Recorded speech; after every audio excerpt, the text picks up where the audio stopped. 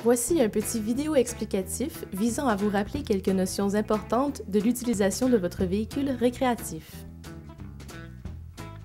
Premièrement, il faut toujours se stationner à niveau. Et n'oubliez pas qu'il vous faut une hauteur libre de minimum 12 pieds. Les papiers du véhicule se trouvent dans la console à l'avant.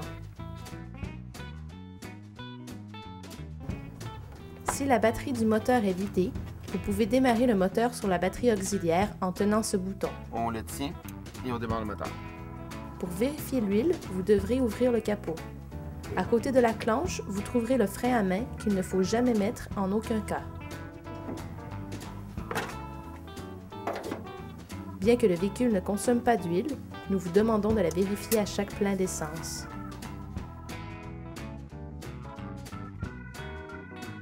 Voici les indicateurs de niveau. À partir du bas, vous avez les indicateurs de niveau du propane, de la batterie auxiliaire,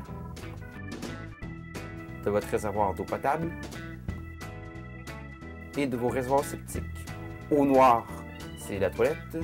Au grise, c'est votre douche et vos éviers. Les indicateurs peuvent indiquer 1/3 ou 2/3 même s'ils sont vides. Cela peut être causé par un morceau de papier hygiénique couvrant un détecteur. Voici le bouton du chauffe-eau. Cela peut prendre environ 15 minutes pour chauffer l'eau et il doit être éteint sur la route. En deuxième, vous avez la pompe à eau. Et si on n'allume pas la pompe à eau, vous n'aurez pas de pression. Mais si on veut de l'eau, on l'allume. On l'allume, on l'utilise. Quand on est terminé d'utiliser, on l'éteint. Mais si on est branché au camping avec l'eau directe, on n'en a pas besoin. En troisième, vous avez l'Arctic Pack que l'on n'utilise pas. Ceci, c'est vos lumières. Voici le bouton de la génératrice. Pour la démarrer, on pèse sur Stop une dizaine de secondes. Puis, on pèse sur Start pour la démarrer. Dans la chambre en arrière, vous avez la boîte des disjoncteurs. Il se peut aussi que le disjoncteur de votre remplacement saute. Pour le remettre en place, il peut être soit sur votre emplacement de camping ou à l'accueil. Il y a aussi un disjoncteur de prise électrique dans la salle de bain. Pour la climatiser, on le met à cool vers le haut. Pour le chauffage, on le met à fournaise vers le bas. L'air climatisé fonctionne seulement à l'électricité 30 A.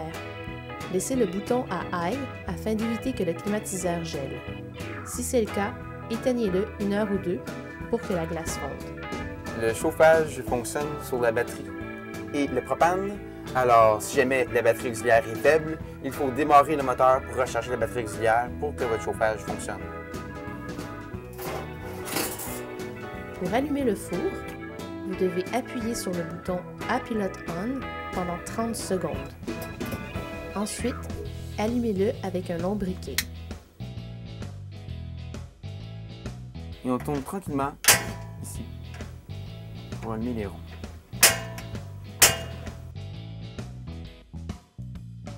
Il ne faut jamais rien mettre ici, ni tout le tour.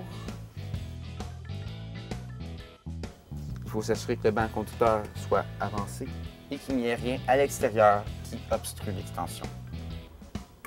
Veuillez noter que la batterie auxiliaire fait presque tout fonctionner dans le véhicule. Elle se recharge automatiquement avec le moteur, l'électricité et la génératrice.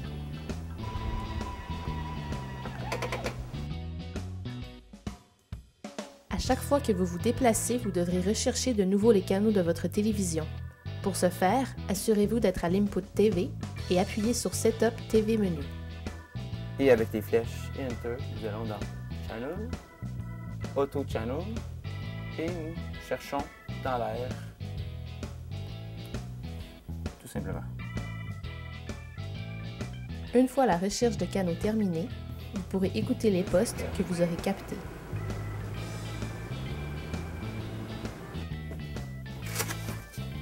La table de la cuisine peut se transformer en lit.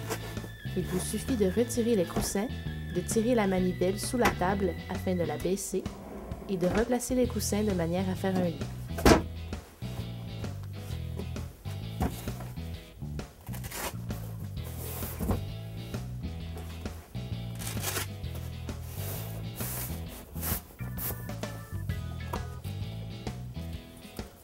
Dans l'armoire à côté du lit, Vous trouverez un rideau que vous pourrez installer afin de bloquer la lumière venant de l'avant.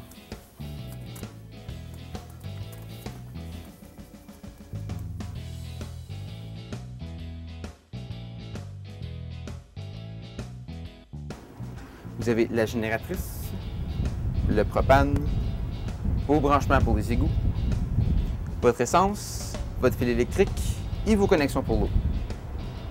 La génératrice sert à fournir de l'électricité au véhicule lorsque vous n'êtes pas branché au camping. Elle fonctionne sur l'essence du véhicule. Alors, si jamais l'essence du véhicule est au quart ou à peu près, elle ne fonctionnera pas pour ne pas mettre le véhicule en panne sèche. Ici, vous avez son disjoncteur. Si jamais le disjoncteur saute, le courant ne se rendra pas au véhicule.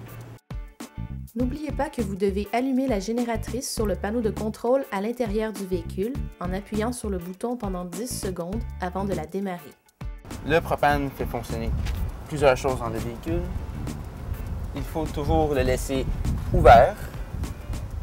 Si jamais vous devez le fermer, soit pour prendre un traversier, un tunnel ou pour le remplir, il est important de se rappeler de fermer le réfrigérateur avant de fermer le propane. Alors, pour mettre le frigo à off, tout simplement, off. Une fois qu'on a rempli le propane et on a fait tout ce qu'on a à faire, on peut le remettre à on, tout simplement. L'essence, c'est de l'essence sans plomb régulier, pas de gasoil ni de diesel. Nous vous demandons pour votre propre sécurité et afin de ne pas briser le véhicule, de ne pas monter sur l'échelle ou sur le toit. Alors ici, vous avez votre fil électrique. Votre fil électrique est de 30 ampères, suffisant pour faire fonctionner tout en même temps dans le véhicule, à l'exception du micro-ondes et de l'air climatisé. L'air climatisé et le micro-ondes ne peuvent pas fonctionner en même temps. Et vous avez aussi un adaptateur 15 ampères pour les branchements de 15 ampères. Sur l'adaptateur de 15 ampères, une seule chose à la fois peut fonctionner, mais l'air climatisé nécessite absolument le 30 ampères. Vous pourrez brancher le fil dans une prise électrique à votre arrivée au camping.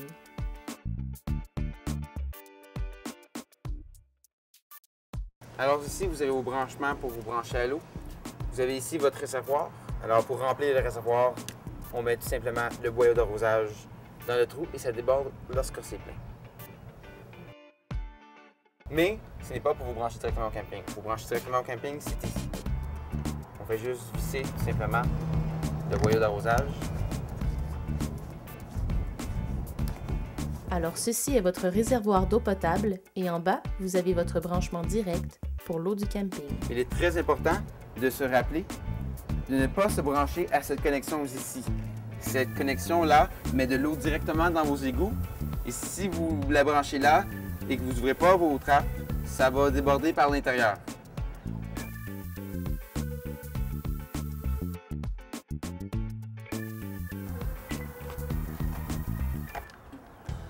Le boyau d'égout se situe à l'intérieur du pare-choc arrière.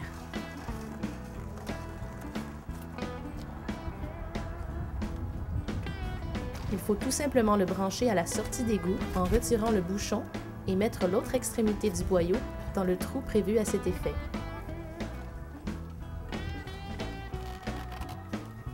Extrémité dans le trou. Ensuite, il vous suffira de tirer les deux trappes.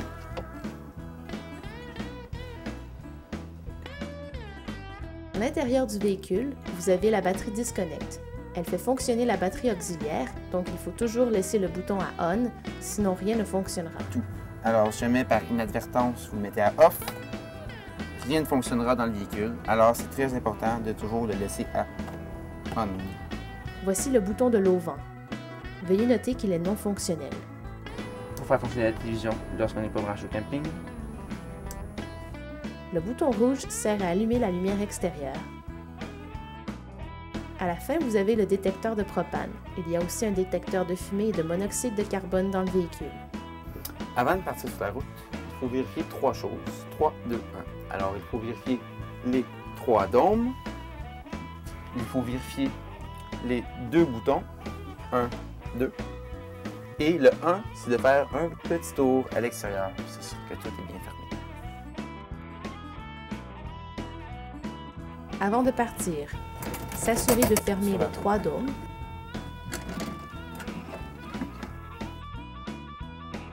S'assurer d'éteindre les 2 boutons du chauffe-eau et de la pompe à eau. Faire un tour intérieur et extérieur. On s'assure que les coffres soient bien fermés.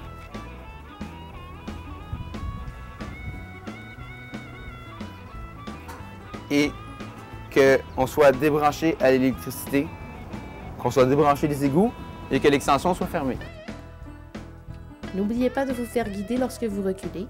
Cité Laval Caravane vous remercie et vous souhaite de passer de bonnes vacances.